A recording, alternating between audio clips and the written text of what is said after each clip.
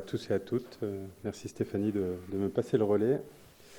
Merci aux organisateurs de m'avoir proposé d'intervenir ce matin sur les recommandations de la HAS sur précarité et santé mentale. Juste, en fait, je travaille à l'Agence régionale de santé Nouvelle-Aquitaine. Je suis responsable du pôle vulnérabilité. Bon, je vois que Christophe fait de grands gestes. Donc, si on peut solutionner ce problème technique, on va tous gagner en confort pour cette présentation. Donc, ce que je disais, c'est que je travaille à l'ARS sur les questions d'accès aux soins à l'ARS Nouvelle-Aquitaine, mais j'interviens plutôt ce matin au titre du fait que j'ai été membre d'un groupe de travail de la Haute Autorité de Santé sur des recommandations grande précarité et troubles psychiques. Donc je sais que Lisbeth, vous aviez invité un des deux présidents du groupe, Pascal Isoard-Thomas, à venir faire cette présentation, mais il ne pouvait pas venir ce matin. Donc, entre guillemets, on m'a délégué cette présentation que j'ai faite avec une des chefs de projet du groupe, Anne de Peigne-Lotte. Donc, on l'a préparée ensemble. Donc, j'en profite, vu que c'est filmé, pour la remercier de ce travail préparatoire. Le contexte de ces recommandations, en fait, elles ont été publiées en janvier 2024, donc il y a un peu plus d'un an. Néanmoins, elles répondent à un processus pour les élaborer avec une saisine initiale de 2019 du ministère de la Santé, notamment de la Direction générale de la cohésion sociale, donc plutôt le volet précarité, avec une association de la Direction générale de la santé, donc plutôt le volet santé mentale. C'est une saisine de la HAS à partir de constats communs en fait, qui ont été faits à la fin des années 2010, puisque la saisine date de 2019, sur plusieurs points. Des difficultés majeures d'accès aux soins, aux droits et aux prestations des populations cumulées, grande précarité et troubles psychiques, un cloisonnement des interventions sanitaires et sociales, une évolution du profil des populations les plus précaires, plus de femmes, d'enfants et une majorité de migrants. Donc en fait, ce qu'a présenté Stéphanie sur l'enquête Enfams, les pouvoirs publics s'en saisissent à la fin des années 2010 en disant il y a une évolution du sans-abrisme, il y a une évolution de la grande précarité avec une intensification de la grande précarité. Et la question, c'est quelles recommandations on peut porter auprès des équipes, des services de santé mentale pour améliorer la situation. Sachant que la décennie 2010, finalement, est une décennie un peu contrastée, puisque c'est la décennie des expérimentations en France autour de la paire aidance, autour du chez-soi d'abord, avec le déploiement de 4 expérimentations en France. Mais finalement, c'est ce qui est mis dans cette slide, c'est des acteurs qui se mobilisent, des organisations variées, des expériences réussies de coordination, mais qui ne diffusent pas assez. Donc on est en fait dans une forme d'entre-deux. Et il faut avoir en tête que la feuille de route psychiatrie santé mentale est dictée en 2018, à part l'extension du chez-soi d'abord et sa généralisation, porte encore peu de mesures sur des actions spécifiques et une amélioration de la qualité des soins pour les personnes en situation de grande précarité. Voilà, alors sachant qu'aussi, peut-être dans un élément de contexte un peu plus en profondeur, sans faire la généalogie de ces problématiques, mais il faut voir que l'imbrication entre santé mentale et grande précarité est un sujet qui naît dans les politiques publiques. Finalement, on peut le situer au milieu des années 90. Alain Ehrenberg situe le tournant de la psychiatrie vers la santé mentale au début des années 90. Et en 1995, il y a un rapport qui sort d'Hélène Stroll et Antoine Lazarus qui s'appelle « Une souffrance qu'on ne peut plus cacher ». Et dans ce rapport, il est bien expliqué que finalement, les demandes en matière de services sociaux et les demandes en matière de services de santé mentale se recroisent. Et que les gens qui viennent dans les guichets des services sociaux viennent avec des questions de santé mentale, et les gens qui viennent voir les services de santé mentale viennent avec des questions sociales. Et que finalement, les deux choses sont imbriquées, que parfois les demandes sont paradoxales, et il faut à un moment que les services de santé mentale, les services sociaux se parlent. Et ça, on peut situer quand même la mise à l'agenda de cette question, je pense, avec ce rapport. Ensuite, on peut avoir en tête aussi les rapports de Jean-Luc Roland et Éric Piel au début des années 2000 sur une psychiatrie citoyenne et comment on peut avoir des services de santé mentale inclus dans la cité qui vont vers les personnes sans attendre qu'elles viennent à l'hôpital. Donc ça, c'est aussi un marqueur important. Et puis, Stéphanie parlait de Rhizome, qui est la revue de l'ORSPER, qui est l'Observatoire des pratiques en précarité, qui est porté par l'hôpital psy du Vinatier.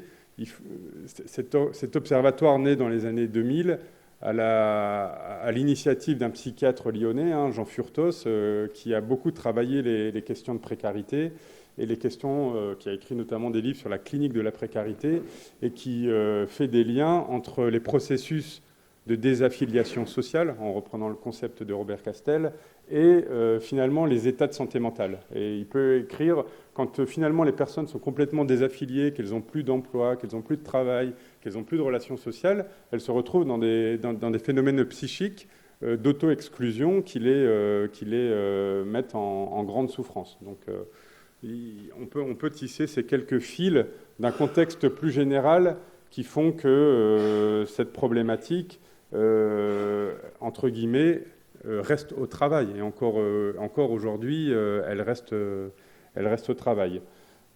Ce que je peux dire aussi, c'est que le cloisonnement des interventions sanitaires et sociales reste un enjeu aujourd'hui.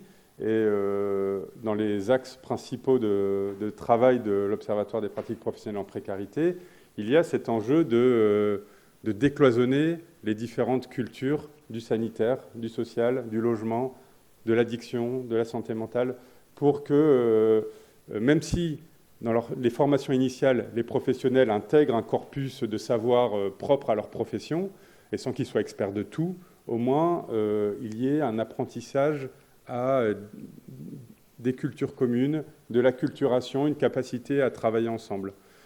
Moi, je ne peux que constater que cette question du décloisonnement des interventions sanitaires et sociales, c'est un peu comme le mythe de Sisyphe. Il faut constamment remettre ça à l'ouvrage pour que les professionnels actuels et les futures générations de professionnels aient cette habitude de collaborer avec des gens d'autres secteurs. J'ai trop souvent vu des arguments pour dire qu'il y avait eu des conflits, il y avait eu des patates chaudes, il y avait eu des problèmes qui font que les acteurs d'un territoire arrêtent de collaborer ou fassent chacun un peu ce qu'il a à faire dans son couloir de nage, ce qui est déjà bien, mais c'est encore plus efficace et le recours aux soins et le maintien dans le soin est encore plus efficace quand les personnes collaborent malgré les difficultés. Voilà sur les éléments de contexte de saisine de ces recommandations. Elles ont fait l'objet de la constitution d'un groupe de travail pluridisciplinaire associant des personnes concernées, associant des professionnels de la psychiatrie, de la santé mentale, de la dictologie et des soins primaires, des professionnels du secteur social et médico-social, des professionnels du logement et du logement adapté, des représentants des organisations territoriales, notamment des ARS et des DETS, et aussi un certain nombre d'experts. Donc en fait, pour avoir participé à ces réunions, c'était vraiment pluridisciplinaire. On avait des personnes de Médecins du Monde, on avait des représentants de bailleurs, on avait des travailleurs sociaux qui travaillaient en équipe mobile psychiatrie précarité, on avait des psychiatres, on avait aussi des personnes formées à l'éthique. Et donc ça a été vraiment une discussion mobilisant une grande diversité de pratiques et de savoirs. Ce groupe était présidé par Pascal Isoire-Thomas et par Alain Mercuel, qui était le responsable de l'EMPP de Sainte-Anne à Paris. Il s'est réuni à plusieurs reprises entre 2022 et 2023. Il a fait l'objet d'un certain nombre de relectures et donc les recos sont parus début 2024. L'objectif de ces recos, alors je ne sais pas si vous les avez toutes en tête, mais ma présentation va en présenter quelques points synthétiques. Le document fait plus de 80 pages, donc je ne vais pas tout détailler. Sachez néanmoins qu'il existe, un travail a été fait pour mettre les 10 points clés de cette reco et que ces 10 points clés sont sur le site de la HAS. Donc Si vous voulez aller à l'essentiel, vous pouvez directement consulter ce document des 10 points clés. Aujourd'hui, je vais plutôt suivre la présentation en synthétisant les recommandations. Donc l'objectif, c'était d'avoir des repères partagés, des bonnes pratiques partagées par les professionnels intervenant auprès des publics en situation de grande précarité, présentant des troubles psychiques, et finalement en ayant une réflexion sur différentes échelles qui seraient à la fois le niveau des principes, des valeurs, des normes, ça a été beaucoup discuté pendant le groupe, des pratiques à l'échelle individuelle, mais aussi à l'échelle des équipes, comment finalement une équipe et les professionnels qui y travaillent doivent s'organiser, et aussi un niveau des organisations et des coopérations et des coordinations pour ces acteurs. Et en fait, assez vite dans le groupe est apparu dans la discussion le fait que les recos ne pouvaient pas uniquement concerner les professionnels de terrain, ne pouvaient pas faire reporter l'ensemble de la question de ces coordinations, de ces coopérations, de ces organisations sur finalement les professionnels qui travaillent auprès des publics, voire des publics eux-mêmes, mais qu'elle devait interroger de manière systémique le fonctionnement global, en fait. Et ça peut paraître évident, mais pour la HAS, c'est pas si évident de dire il faut quand même qu'on interpelle les pouvoirs publics, les décideurs, sur quelles politiques publiques sont menées, parce qu'on peut avoir un niveau d'exigence sur la qualité des soins, la qualité des accompagnements à l'échelle locale, à l'échelle individuelle. Voilà comment il faut interagir, voilà comment il faut travailler avec les personnes sur le terrain. Mais si on met de côté quelles sont les politiques publiques, quels sont les moyens accordés aux équipes, quelles sont finalement les organisations, les protocoles de coopération entre les différents services, on fait reporter la responsabilité que sur une partie des acteurs du système. Or, il faut interpeller aussi les décideurs publics. Et donc ça a fait consensus. Tout n'a pas fait consensus dans le groupe, j'y reviendrai à la fin, mais en tout cas, cette question d'avoir une approche systémique et une forme d'interpellation des décideurs publics a été actée dans les travaux du groupe, ce qui n'est pas si habituel pour la HAS. La HAS ne produit pas des recos en disant on va d'abord dire au ministère comment il faut travailler, et puis après on expliquera aux gens sur le terrain comment le faire. Donc je me permets d'insister sur ce point parce que certaines autres recos le font, mais ça reste marginal dans les travaux de la HAS qui se concentrent vraiment sur l'échelle des organisations au niveau local. Et l'autre point important, c'est que une psychiatre, alors responsable d'une équipe à Marseille, Aurélie Tinlan, avait été missionnée en amont du groupe pour faire le point sur les bonnes pratiques à l'échelle internationale. Donc le groupe n'a pas démarré d'une page blanche, mais s'est appuyé sur une revue de littérature expliquant quelles étaient les données scientifiques et empiriques, disant voilà ce qui est efficace, voilà ce qui ne l'est pas à l'échelle internationale, et pas uniquement au niveau du contexte français. Le périmètre de la recommandation, alors Christophe Lagabriel a cadré un peu les définitions, les débats et les concepts, mais ça a été quand même, finalement, chacun se les approprie et les retravaille à son échelle. La question, quand on traite de grande précarité et troubles psychiques, il y a forcément une question de périmètre, en fait. De quelle santé mentale parle-t-on? De quels troubles psychiques parle-t-on? Est-ce qu'on parle des troubles sévères? Est-ce qu'on parle des troubles, même y compris dans les troubles sévères de certaines catégories de troubles? Est-ce qu'on parle plus largement de souffrances psychosociales qui atteindraient une part plus importante de la population? Donc, l'idée, ça a été de dire, d'être dans une acception plutôt large des troubles psychiques, avec pas de catégorie diagnostique a priori, et aborder les phénomènes de souffrance psychosociale dans leur diversité et complexité au-delà des troubles avérés par des médecins. Alors large au niveau des troubles psychiques, par contre beaucoup plus resserré au niveau de ce qu'on appelait grande précarité. Et parce que voilà, grande précarité aussi, on peut les définitions de la précarité, pauvreté, vous le savez, on peut utiliser les catégories statistiques de l'INSEE, on peut dire, on peut calculer un taux de pauvreté, on peut calculer de la sévérité de la pauvreté, mais grande précarité se pose la question à qui s'adresse-t-on? Quel est le public? Est-ce que c'est le public à la rue? Est-ce que c'est le public qui peut être en logement? Est-ce que c'est des publics sans emploi? Donc il y a une définition assez restrictive qui a été prise par la HAS, qui était de dire on prend les personnes sans logement personnel, donc les personnes à la rue, mais on l'élargit aux personnes risquant de le perdre du fait de leurs troubles. Donc c'était une acception un peu plus large qu'uniquement le public du sans-abrisme. Il y avait aussi la question de comment on intervient pour les personnes en logement, mais qui pour des raisons de troubles risquent de le perdre, et on le sait, hein, vu les mécaniques d'expulsion des logements, il peut y avoir des personnes qui peuvent perdre leur logement du fait de troubles de santé mentale. Et donc l'idée c'était de prendre une catégorie utilisée au niveau international, notamment par le NICE, qui était les People Experiencing Homelessness. Et aussi, ça fait un peu le raccord avec ce que présentait Stéphanie. L'idée, c'était aussi d'avoir une focale sur des publics avec des vulnérabilités spécifiques. Donc, on est finalement dans la continuité des travaux qu'a présenté Stéphanie Van Den Toren, hein. Les personnes en situation de parcours de migration, les personnes avec des troubles associés, notamment de l'addiction, les personnes en vulnérabilité liées à leur âge et aussi liées à leur genre. Donc, il y a dans les recommandations des travaux spécifiques sur les différents publics, hein. Il y a des recommandations générales et il y a des choses plus spécifiques sur les bonnes pratiques vis-à-vis des publics cités ici.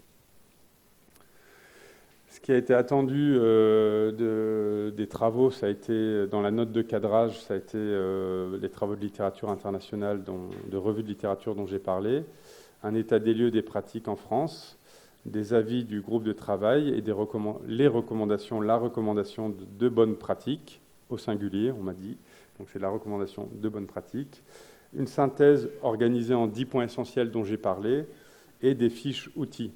Donc si vous tapez grande précarité et troubles psychiques HAS dans un moteur de recherche, vous tomberez sur la page de la HAS qui recense l'ensemble de ces documents et notamment les fiches outils. Donc j'ai mis le lien ici, mais ces documents sont tout à fait accessibles en ligne depuis l'an dernier. Dans ces fiches outils, on retrouve des fiches à destination des acteurs, et donc on retrouve des fiches à destination des équipes de psychiatrie, notamment des EMPP, mais pas que.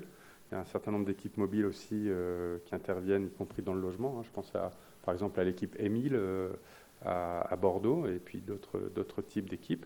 Les équipes sociales, les équipes de soins primaires, qui ont toutes leur part à prendre. Les services d'urgence et services d'hospitalisation somatique, puisqu'on le sait, hein, les publics en grande précarité sont, j'allais dire, des gros consommateurs de services d'urgence, mais dans la mesure où il y a des phénomènes de non-recours, à un moment, le non-recours devient de l'urgence, quoi. Et donc, ça passe par des crises, ça passe par des besoins de prise en charge, soit dans des services d'urgence somatique, soit dans des services d'urgence psy. Et puis une fiche à l'intention des décideurs publics et des administrations.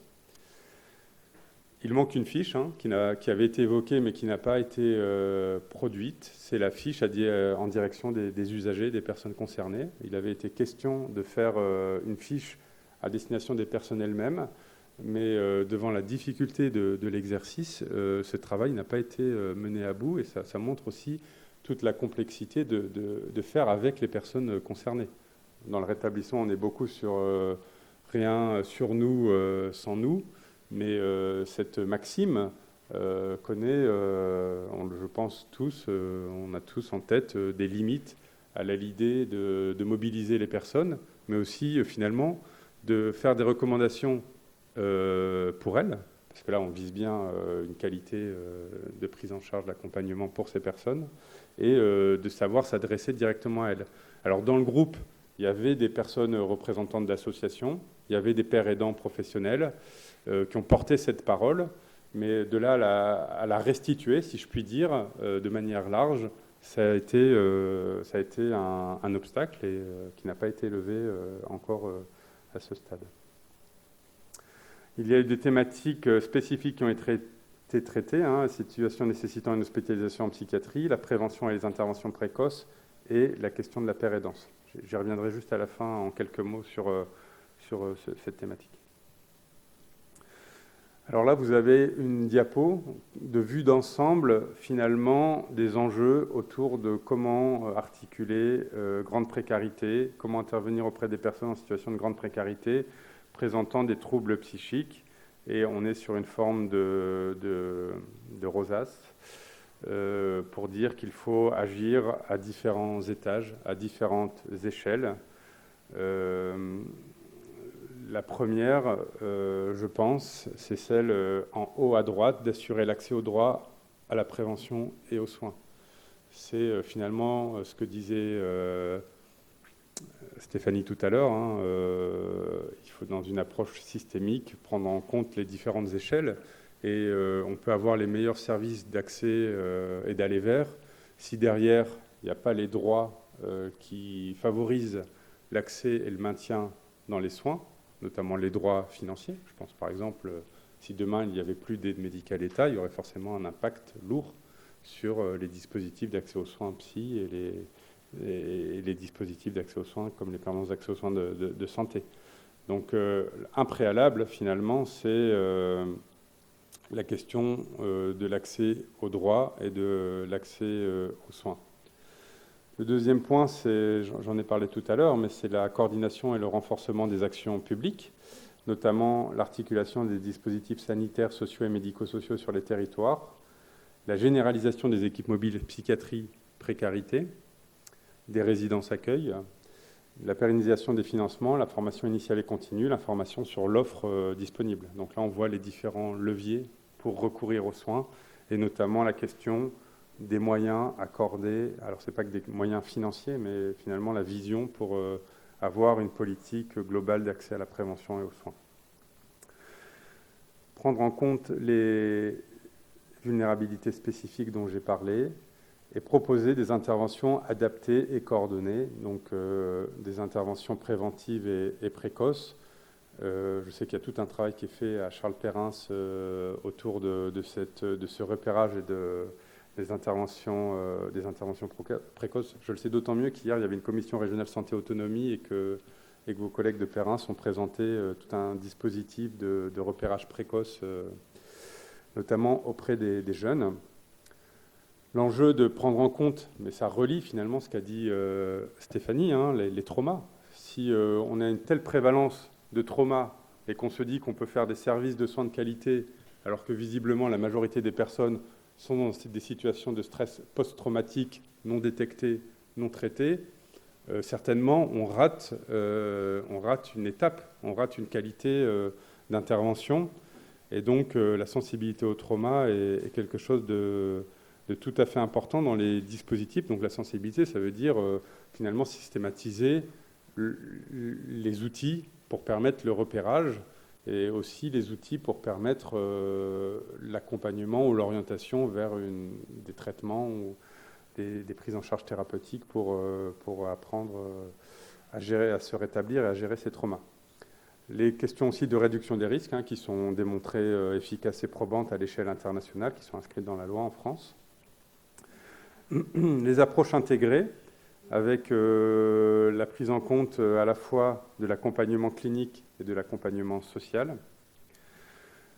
Prendre en compte aussi les enjeux d'empowerment et de recovery, de rétablissement. Les approches favorisant la pluridisciplinarité et la paire aidance, le peer support. Et l'enjeu des accompagnements de transition, notamment ces phases un peu de transition entre les institutions, que ce soit les passages de la rue au logement, les passages de la rue à un hébergement, les passages dans la phase d'hospitalisation et les sorties d'hospitalisation. S'il n'y a pas un regard pour sécuriser ces transitions, eh bien, les risques de perte de vue, de perte d'accompagnement sont réels. Donc, s'il faut mettre son énergie, c'est dans ces phases, c'est être son énergie, et donc la dimension du soutien, c'est dans ces phases de soutien intensif, c'est dans ces phases de transition. J'en viens à la présentation des recommandations, mais ça fait un peu écho avec la vue d'ensemble dont je viens de parler. Ces recommandations, elles sont un peu en escalier. Le premier niveau, c'est au niveau vraiment de l'action publique et des politiques publiques. Et donc, finalement, un des premiers étages, voire une des fondations de la maison sur ce sujet-là, c'est d'avoir des réponses à la hauteur des besoins en ayant non seulement une offre de soins en psychiatrie et de santé mentale suffisante et adaptée, mais aussi d'accompagnement social et médico-social, mais aussi une offre de logement et d'hébergement adaptée. S'il n'y a pas toutes ces dimensions, on peut avoir des très bons services de santé mentale. Si derrière, il n'y a pas de logement dans une métropole ou s'il n'y a pas d'accès à de l'hébergement social, eh bien, le trépied fragilise l'ensemble.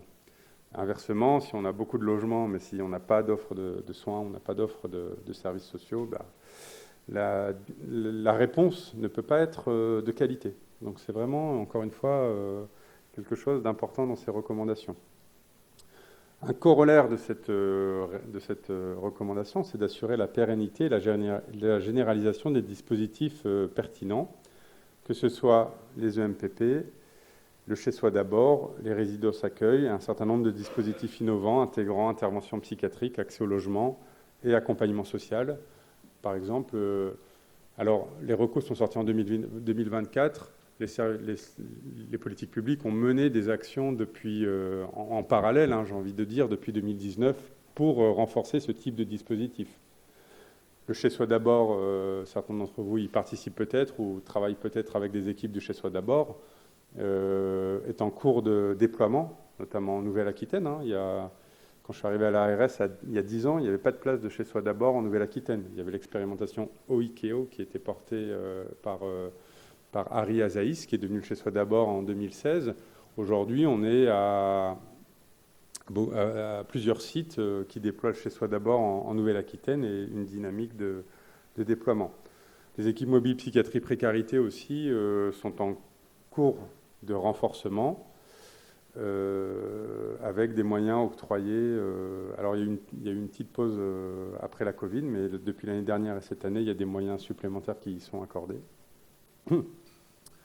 Et donc, que ce soit dans les assises de la santé mentale de 2021 ou dans certaines annonces, notamment, vous savez, vu que la santé mentale est grande cause nationale, il y a eu l'annonce d'un plan psychiatrie pas plus tard que la semaine dernière par le ministre de la Santé. Bon, on peut interroger les moyens réellement affectés, mais on peut voir aussi qu'un certain nombre de moyens sont fléchés sur les dispositifs. Soutenir la coordination de l'action des professionnels et les structures sur un territoire, notamment en décloisonnant les financements. Donc encore un petit appel du pied aux administrations pour travailler ensemble et pour se coordonner sur un certain nombre de dispositifs. La coordination, elle a un enjeu crucial parce que finalement, les besoins sont importants et les acteurs existent, mais s'ils ne se coordonnent pas, les difficultés peuvent être réelles. Et aujourd'hui, je pense que personne n'a à lui seul la clé de la réponse, en fait. Que ce soit Charles Perrins, que ce soit le CHU de Pellegrin, là à côté, que ce soit l'équipe mobile santé précarité portée par Pellegrin, que ce soit des associations, que ce soit le chez-soi d'abord, que ce soit les services sociaux d'une collectivité locale, que ce soit le conseiller départemental. S'il n'y a pas de coordination entre les professionnels, il y a des risques à la fois que chacun intervienne sur les mêmes publics et d'autres publics soient délaissés en fait. Donc cette coordination elle est fondamentale. C'est un axe pour lequel le 3PNA est aussi missionné, d'être en appui de ces coordinations au niveau local. Il y a un dispositif général d'appui à la coordination qui sont les dispositifs d'appui à la coordination. En Nouvelle-Aquitaine, on essaye de les mobiliser sur ces questions d'accès aux soins de précarité. C'est notamment ces dispositifs qui portent l'interprétariat en santé pour les professionnels du premier recours en Nouvelle-Aquitaine. Le dispositif PRISM, qui avait été mis en place par Médecins du Monde, aujourd'hui a été repris, entre guillemets, inscrit dans les travaux des dispositifs d'appui à la coordination. Donc cet axe-là est tout à fait crucial. Et l'enjeu aussi, qui a été pointé dans les recommandations au niveau de l'action publique, c'était d'avoir une forme d'administration ou de politique publique qui soit dans des approches de simplification administrative pour éviter finalement le non-recours. Hein. Si les formulaires, l'accès au droit est trop compliqué, on abandonne. Mais aussi un aller vers physique, s'opposant à des situations où tout passerait par le numérique, tout passerait par des guichets numériques pour s'inscrire. Vu les taux d'illettrisme et d'électronisme en France et d'allophonie, si tout passe par des guichets numériques, on a du non-recours massif. Mais éviter aussi de sanctionner ceux qui auraient un rapport un peu distendu aux soins. Et notamment, vous avez peut-être entendu parler de la taxe lapin, hein, de sanctionner les personnes financièrement si elles n'honorent pas un rendez-vous. On peut comprendre d'un point de vue global cette idée hein, pour améliorer le système de santé en évitant au maximum de faire perdre du temps à une ressource rare que sont les professionnels de santé. Mais si ça se traduit par une sanction pour des gens qui, pour différents motifs, ne recourent pas aux soins, là on est dans une usine à fabriquer du non-recours en fait. Et puis aussi tout un débat qui rejoint un certain nombre de plaidoyers associatifs ou de fédérations associatives pour maintenir des lieux d'accueil inconditionnels, notamment à l'hôpital. Et que l'hôpital garde finalement ce rôle d'accueil et un peu que l'hôpital soit un lieu de soins, mais reste aussi un lieu social.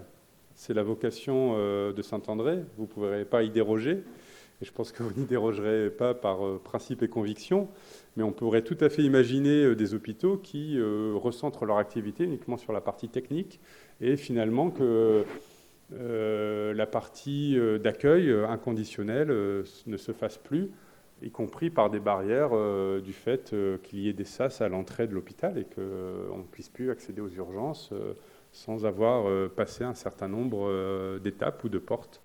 Et ça interroge profondément le rôle de l'hôpital. Et donc là-dessus, les recommandations ont été très claires. Alors peut-être il y a le sentiment de naviguer à contre-courant des évolutions actuelles. Néanmoins, elles ont le mérite de reposer ces principes. Et ça me paraît important pour des préconisations d'un groupe d'experts. L'enjeu aussi, dans le décloisonnement, c'est la formation des équipes aux doubles problématiques de troubles psychiques et de grande précarité à soutenir.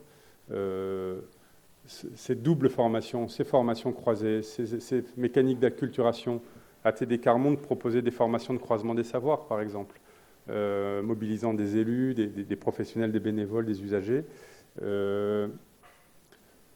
C'est à la fois évident et à la fois, c'est évident dans le discours, mais dans la pratique et la réalité, c'est un travail constamment à remettre en question et savoir se réinterroger, réinterroger ses convictions, son assurance pour se dire il y a un pas de côté à faire pour travailler avec des professionnels dont je ne comprends pas bien ce qu'ils expliquent, dont je ne comprends pas trop bien les acronymes, dont je ne comprends pas trop bien leur manière de penser la personne qu'on accompagne.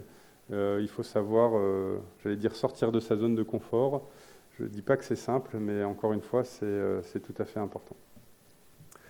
L'accès aux soins et aux droits était le deuxième étage des recommandations, mais je l'ai déjà largement abordé, si ce n'est un point qui est là encore crucial, qui est celui de lutter contre la stigmatisation et les discriminations auprès des structures, des institutions et du grand public. Il y a toujours un bruit de fond pour dire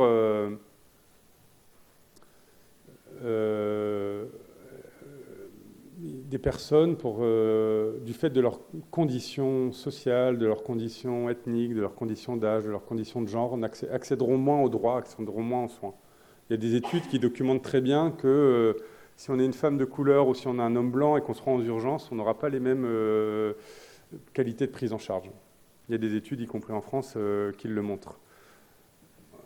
Une manière de ça est de le relativiser dans une forme de pensée involontairement raciste, finalement, quoi, ou de racisme latent, ou d'acceptation de cette situation en se disant, bon, il y a des inégalités sociales de santé, il y a des discriminations, il y a des stigmatisations, et finalement, on est un peu câblé comme ça, quoi. Et donc, on fait avec. Il y a quand même des droits qui garantissent aussi l'accès aux soins et aux services des personnes. Il y a une défenseuse des droits qu'on peut saisir si jamais on a le sentiment d'être discriminé dans son accès aux services publics. Il y a aussi un cadre qui fait qu'un certain nombre de professionnels de santé ne peuvent pas refuser quelqu'un qui est à la CSS, par exemple. Mais dans les faits, tant de barrières sont mises. C'est déjà compliqué pour la population générale qu'on se dit, bon, voilà, admettons, acceptons cette situation. Ce travail de la lutte contre les discriminations, dans un contexte politique dont j'ai conscience qu'il n'est pas forcément favorable, mais je sais qu'autour de... Là, je prêche un public plutôt convaincu sur ces sujets-là. Ce travail de la lutte contre la stigmatisation et les discriminations, y compris dans le système de santé, y compris par des professionnels qui ont été formés à ces enjeux, reste quelque chose de tout à fait important, et j'espère que la HAS poursuivra ses travaux sur la manière de lutter contre les discriminations. Combien de temps me reste-t-il? Me reste-t-il du temps, c'est ça là? J'ai plus que 2 diapos, hein, si ça peut vous rassurer. Moi, j'avais vu 45 minutes, donc je prends le temps de donner... De faire honneur à ces recommandations et de remercier la HAS pour les travaux qui ont été menés. Alors, une fois qu'on a parlé de la question des politiques publiques, des principes, il se pose la question quand même de, concrètement sur le terrain, comment on intervient. Et encore une fois, la question du repérage précoce des troubles psychiques et des vulnérabilités psychosociales reste un enjeu fondamental. On est quand même, en France, globalement, dans des approches réparatrices. On attend que les troupes soient installées pour tendre la main. C'est typiquement le cas du médico-social où, sur les questions de précarité, on aura tendance à développer des dispositifs pour les personnes à la rue depuis très longtemps. C'est typique du chez-soi d'abord, c'est typique des CARUD, c'est typique... voilà. La question peut être renversée. Est-ce qu'il faut attendre 15 ans de parcours à la rue pour se dire, tiens, on tend la main et on reloge quelqu'un? Non, la question, ce serait plutôt de dire, de manière la plus précoce possible, dès la jeunesse, en sortant de l'ASE, par exemple, puisque c'est majoritairement les jeunes qui sont à la rue sont sortant de l'ASE en France, mais aussi dès la PMI, qu'est-ce qu'on peut faire pour du repérage précoce et de l'accompagnement voilà. Quand Stéphanie Van den Toren dit que tous les enfants là, subissent des moqueries, qui auront des conséquences psychiques sur leur construction identitaire, etc. Qu'est-ce qu'on peut faire dès cet âge-là, au-delà des programmes phares de l'éducation nationale, pour que les enfants aient des conditions de vie et de supportabilité de leurs conditions sociales plus acceptables. Donc aujourd'hui, on est dans ce virage-là. Par exemple, le chez-soi d'abord se dit, la DIAL se dit, il vaut mieux mettre son énergie sur le chez-soi d'abord jeune, relongeant les jeunes directement à 18 ans plutôt qu'attendre 40 ans pour le faire.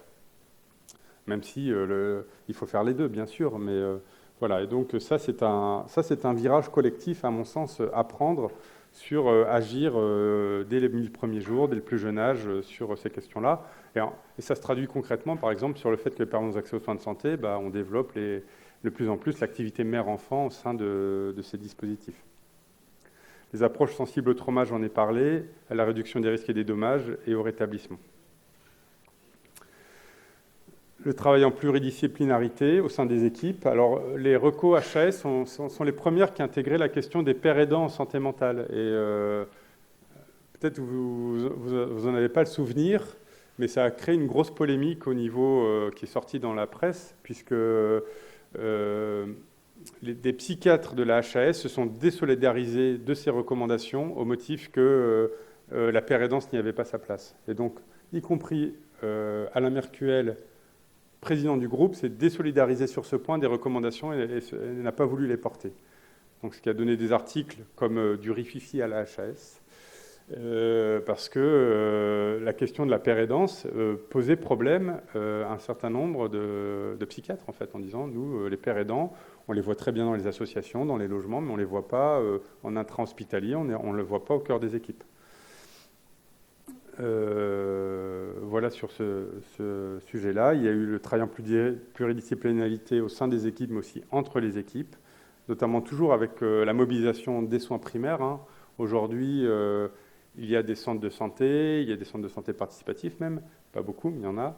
Il y a des maisons de santé pluriprofessionnelles, il y a des communautés de pratiques territoriales en santé, des CPTS. C'est vraiment des acteurs avec lesquels il faut travailler pour que l'ensemble de la précarité ne repose pas sur un tout petit nombre d'acteurs de l'accès aux soins, mais que tous soient mobilisés. Entre guillemets, c'est super de faire de la médiation en santé auprès de populations très éloignées du soin, mais c'était très bien aussi quand, sans en parler trop, les médecins généralistes d'un territoire allaient sur une aire d'accueil faire le tour des familles. Et si on gagne en qualité de médiation en santé, mais on perd en mobilisation des acteurs du premier recours, finalement, est-ce que c'est un gain pour le système? Pas sûr. Donc il vaut mieux avoir une médiation en santé de qualité, mais il faut aussi avoir une mobilisation des médecins traitants, des infirmiers, des sages-femmes sur les questions de précarité, et ça passe par une mobilisation des acteurs du droit commun.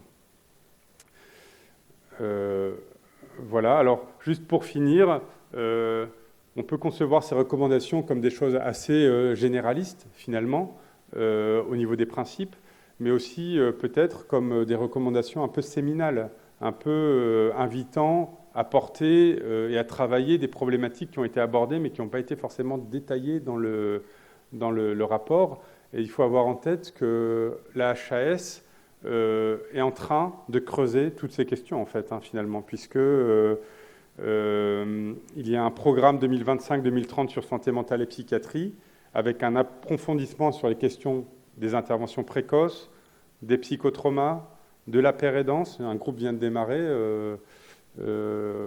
avec des Bordelais d'ailleurs qui feront partie du groupe, donc c'est très bien. Il y a un groupe aussi outils et méthodes sur la grande précarité qui existe, donc ces questions-là, on peut considérer ces recos comme une borne, mais il y a aussi des travaux complémentaires qui sont en cours pour approfondir l'ensemble des questions qui sont traitées dans ces recos. Et puis juste dernier point, hein, ces recos ont fait l'objet de valorisation des travaux. Peut-être un peu aujourd'hui, ça y contribue aussi. Donc merci à vous de m'avoir permis de les présenter.